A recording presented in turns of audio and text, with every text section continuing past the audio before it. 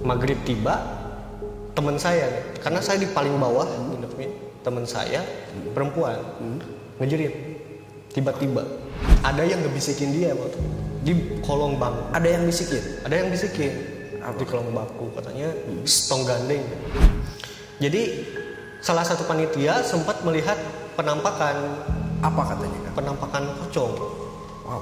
Di salah satu kelas dekat tempat teman saya menjerit tadi. Jadi ada sosok yang menyerupai saya. Wow. Ketika teman saya ke bawah itu, akhirnya dia mengejar. Gini posisinya, nah dia ke bawah, ngejar sosok saya. Sosok seperti saya itu belok, ini tempat sampah, belok ke lorong. Ada lorong gelap di situ. Ada lorong gelap. Tiba-tiba ketika dia sampai di situ, sosok saya itu udah gak ada. Ya, akhirnya dia langsung lari ke atas.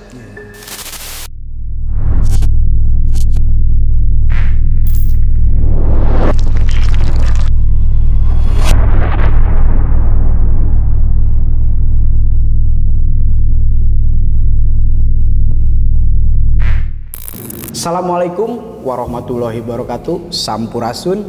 Ketemu lagi di channel GC21 Otong. Saya Eka Merdeka.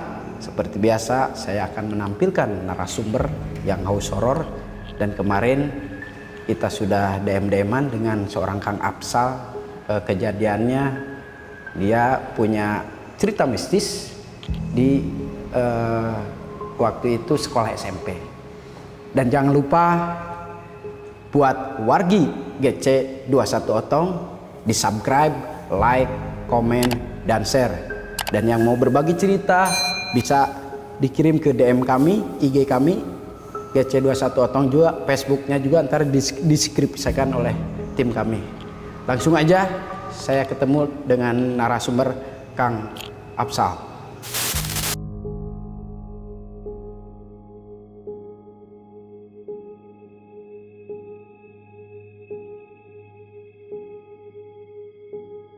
Ya, assalamualaikum Kang Apsal. Waalaikumsalam. Sampurasun. Sehat-sehat ya? Alhamdulillah. Gimana nih kabarnya? Ya, sekarang sibukan kuliah kerja seperti biasa. Balik Cianjur, Bandung. Waduh, mantap. Kang Apsal nih kemarin kita DM-an ya. Iya. Lihat channel saya di GC. Saya udah nonton beberapa videonya dan memang seru lah. Gitu. Seru ya. Terima kasih Kang Apsal. Udah di subscribe tapi ya? Udah.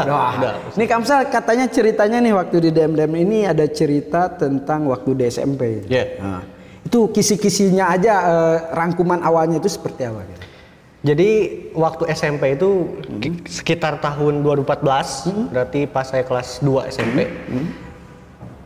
Ada pramuka kan? Masuk pramuka, ada kegiatan persami, perkemahan Sabtu Minggu. Nah, perkemahan Sabtu Minggu ini digelar di SMP saya, tidak bisa disebutkan mungkin ya. Memang sekolah itu terkenalnya udah angker lah di kalangan masyarakat, Kejadian pertama memang ketika siang sorenya itu nggak ada apa-apa. Siang sorenya semuanya nginep di kelas-kelas.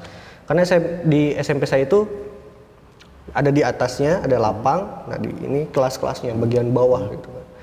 Nginep di kelas-kelas semuanya. Maghrib tiba, teman saya nih, karena saya di paling bawah nginepnya, teman saya perempuan ngejerit, tiba-tiba seusai sholat. Tahan dulu nih Kang Apsal, tahan dulu. Wargi Otong GC21 Otong, tahan dulu ceritanya selengkapnya. Jangan lupa di subscribe, like, komen, dan share. Sekali lagi, jangan lupa di subscribe, like, komen, dan share. Dan untuk cerita selengkapnya, kita langsung aja ke Kang Apsal untuk dikumpas tuntas cerita mistis Kang Apsal seperti apa. Ya, Kang Apsal, bisa diceritakan kejadian itu dari awal mulanya seperti apa? Monggo. Oke. Awalnya kan persami, kegiatan perkemahan Sabtu Minggu pramuka itu kan udah memang banyak digelar di Eskul Pramuka, udah sering ya. Sabtu Minggu sekitar tahun 2014, saya kelas 2, berarti panitia di situ. Semua teman-teman itu dan peserta nginep di kelas-kelas. Posisinya SMP saya itu ini lapang utama, tempat nginepnya di bawah karena kayak gini kan dataran ke bawah dikit. Nginep di kelas-kelas. Siang sore gak ada kejadian apa-apa. Siang sorenya semuanya berjalan dengan lancar gitu kan, seru-seru, senang-senang dan sebagainya. Setelah sholat maghrib, saya dan salah satu teman saya yang memang juga panitia mantau gitu kan di kelas paling bawah. Kelas paling bawah, tiba-tiba teman saya itu yang perempuan itu ngejerit tiba-tiba. Ngejerit tiba-tiba gitu kan, kaget. Karena saat itu dia duduk di sudut kelas. Duduk di sudut kelas. Kondisi kelas semua bangku sudah dikepinggirin semua. Udah nggak ada yang berjajar lagi seperti biasa. Dia ngejerit keluar kelas ngajak saya. Saya tanya, iya, saya tanya kenapa? Ada yang ngebisikin dia waktu itu di kolong bangku. Ada yang bisikin? Ada yang bisikin. Apa? Di kolong bangku katanya. Wow. Oh, iya ya, dia langsung shock di situ. Dia gak mau masuk kelas itu. Dia langsung shock. Langsung saya antar ke atas. Akhirnya dia nggak mau ke bawah lagi. Akhirnya saya yang mantau sendiri kan. Saya yang mantau sendiri di kelas itu. Setelah itu malamnya kan istirahat. Semua yang ada di kelas itu istirahat. Saya masih berada di kelas itu, di pinggir kelasnya itu sedikit berisik. Biasa anak SMP ya, anak sekolah gitu kan, main jimbe, nyanyi-nyanyi. Tapi tiba-tiba kacau tuh di pinggir. Tiba-tiba kacau di pinggir di kelas itu teh yang berisik itu. Kacau gimana tuh, Kang? Maksudnya ada yang ngejerit lah, ada yang lari-lari gitu kan. Ya udah saya langsung kaget di situ. Saya langsung kaget. Saya samperin ke kelasnya. Kesurupan massal ternyata di kelas sebelah. Berapa orang itu yang kesurupan? Kira-kira ada 5 orang. 5 orang. Ada 5 orang. Ada 5 orang. Akhirnya saya ngomong ke panitia semua, ke guru-guru saya, dievakuasi lah semua yang ada di bawah itu. Semua peserta seluruhnya dievakuasi. Langsung dipindah ke lapang utama di atas. Lapang utama. Nah, tapi itu belum berhenti kejadian itu. Belum berhenti kejadiannya. Gak sampai di situ karena sebagai panitia kan tetap saya harus mantau ke bawah gitu kan, karena ngambil tas peserta dan sebagainya. Jadi salah satu panitia sempat melihat penampakan. Apa katanya kan? Penampakan pocong. Wow. Di salah satu kelas dekat tempat teman saya menjerit tadi. Itu sosok pocong itu berada di dalam kelas itu. Dan saya ditugasi untuk masuk ke ruangan itu bersama teman saya untuk mengambil tas peserta. Tapi saya tidak melihat langsung gitu kan, tidak melihat langsung dan tidak merasakan apapun saat membantu mengambil tas peserta gitu. Tapi positif aja ya. Positif aja. Cuman kalau auranya itu emang udah gak enak, udah pengap ya, gitu hawa kan. negatifnya udah aura negatifnya memang udah kuat gitu kan. Terus kan karena dari cerita-cerita yang berseliweran di masyarakat dekat sekolah itu, kelas itu di sudutnya dulunya adalah makam katanya. Wah, gitu kan. Akhirnya jadilah salah satu urban legend di kalangan pelajar di sekolah itu sampai sekarang. Jadi memang kelas itu angker kayaknya. Iya, gitu kan. Udah saya berkeliling ke atas lagi. Tiba-tiba teman saya nih yang agak aneh gitu kan, dia lari ke bawah sendirian. Saya memang lagi ngurus peserta di bawah, dia lari ke bawah sendirian, gak tahu kemana gitu kan, saya gak tahu. Mungkin ke kamar mandi kan juga saya gak tahu gitu kan, gak mungkin bertanya juga. Tapi kemudian dia menghampiri saya lagi ke atas dengan kondisi yang udah keringetan, udah capek gitu kan, wah kayak orang yang kalut, ketakutan. Dia marah-marah. Lu kenapa gua panggil gak nyaut katanya. Gua ngejar lu ke bawah. Saya kaget, ngapain gua ke bawah? Dari tadi gua di sini. Dia langsung sakit di situ. Jadi ada sosok yang menyerupai saya. Wow. Ketika teman saya ke bawah itu, akhirnya dia mengejar. Gini posisinya. Nah, dia ke bawah, ngejar sosok saya, sosok seperti saya itu belok, ini tempat sampah, belok ke lorong. Ada lorong gelap di situ. Ada lorong gelap. Tiba-tiba ketika dia sampai di situ sosok saya itu udah gak ada. Ya akhirnya dia langsung lari ke atas. Dan akhirnya dia sakit di situ, dia demam gitu kan dan sebagainya kena shock. Ada posisi di situ langsung demam ya? Langsung demam. Ya udah saya antar dia ke UKS gitu, untuk istirahat gitu kan. Nah, hampir apa ya? Enggak hampir hampir tengah malam, salah satu peserta itu hilang. Kelas 10. Kelas 1 berarti. Kelas 10, kelas 7 maksudnya. Kelas 7, kelas 1 SMP itu hilang. Akhirnya saya yang nyari dengan teman-teman ke area bawah gitu kan. Karena di sekitar lapang itu nggak ada. Nyari ke bawah, masih gak ketemu, ke kelas-kelas gitu kan, ke lorong-lorong kemana. Itu tengah malam ya? Tengah malam gitu kan. Posisi memang pakai senter gitu kan, dibantu teman-teman nyari kemana nggak ada gitu kan. Ketemu itu setelah setengah jam kalau nggak salah, berada di depan karena posisinya gini, nah di ini jalan menuju ke lapang utama. Di situ ada tempat sampah. Dibukalah tempat sampah itu. Dia ada di situ. Si anak itu. Wow. Dia ada di situ. Itu kan udah saya kaget angkat dia karena memang badannya kecil.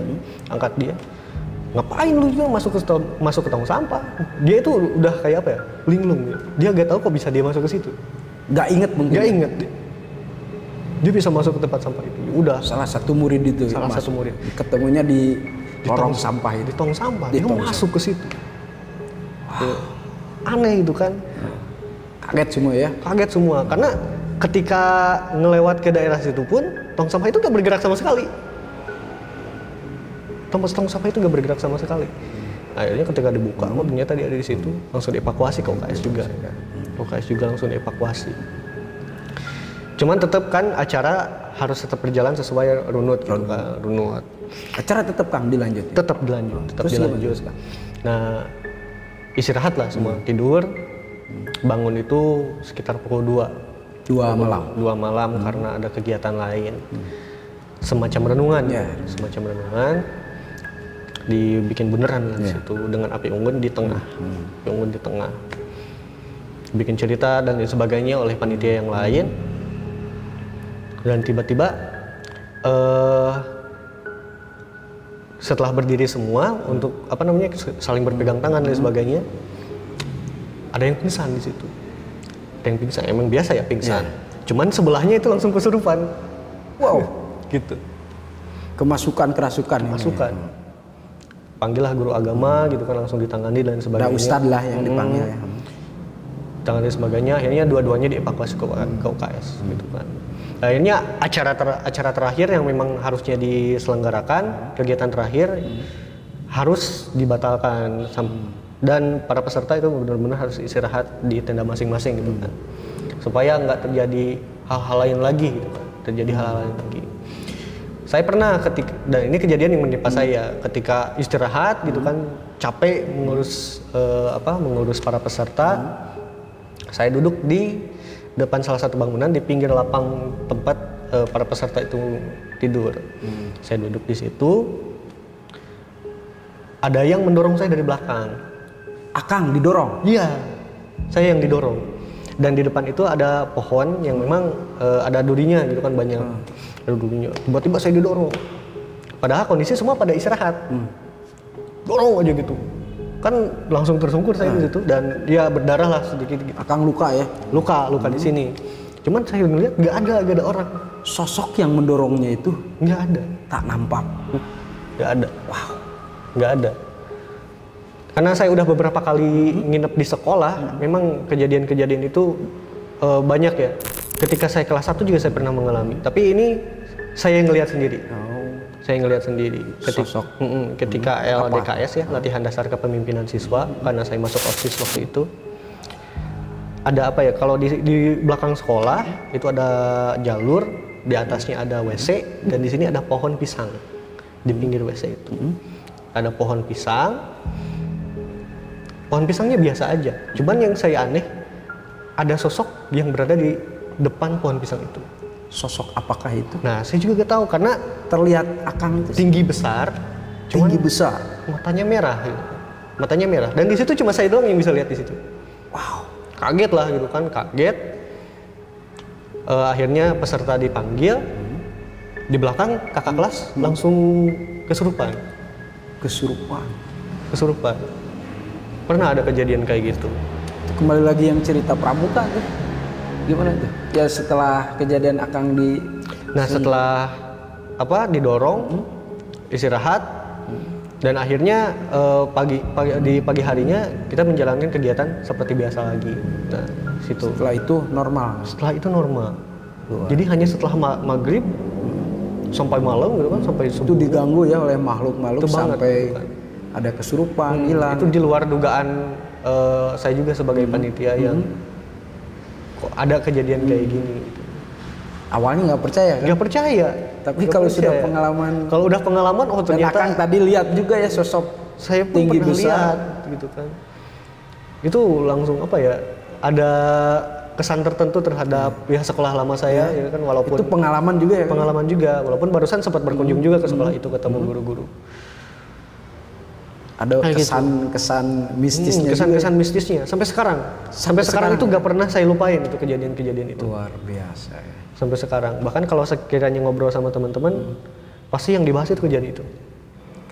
Jadi apa ya, cerita legend gitu. Jadi kalau intinya kalau reuni cerita lagi. Jadi reuni, memang itu terngiang-ngiang ya oleh teman-teman Kang Afsal ya semuanya. Sama teman yang pernah ngejar sosok mirip saya itu, ya itu sampai sekarang dia ingat terus. Tetap bahwa teman Akang ini, katakan si Ayah jangan sebut namanya, lihat sosok Akang dikejar, tapi Akang dipanggil-panggil nggak nyaut-nyaut. Iya. Karena memang bukan Akang, mungkin makhluk astral yang menyerupai Akang. Iya. Itu saya juga agak kaget. Ceritanya seru nih, luar biasa pengalamannya. Aduh, terima kasih nih bisa berbagi cerita di channel gue nih di GC21 Otong. Luar biasa, ini seru juga nih. Akang punya YouTube gak? Kalau YouTube enggak. Paling ya? Podcast di Spotify punya. Oh gitu. Ya, kita bisa ntar dideskripsikan gitu kan. Boleh. Bisa kita bisa di-sharingkan kan gitu. Bisa kita di-collabkan saja kalau memang Kang Afsal punya YouTube gitu. Ya, wargi GC21 Otong, itulah cerita singkat Kang Afsal, pengalamannya di waktu SMP di 2014. Beliau adalah panitia kegiatan pramuka, di mana saya akan cerita singkat lagi. Kang Afsal ini sebagai panitia, berbagai hal di kegiatan itu diganggu oleh makhluk-makhluk astral di SMP-nya, mohon maaf di Cianjur yang tidak bisa disebutkan ya. Di Cianjur memang salah satu kelas itu ada makam. Jadi memang salah satu kelas itu angker.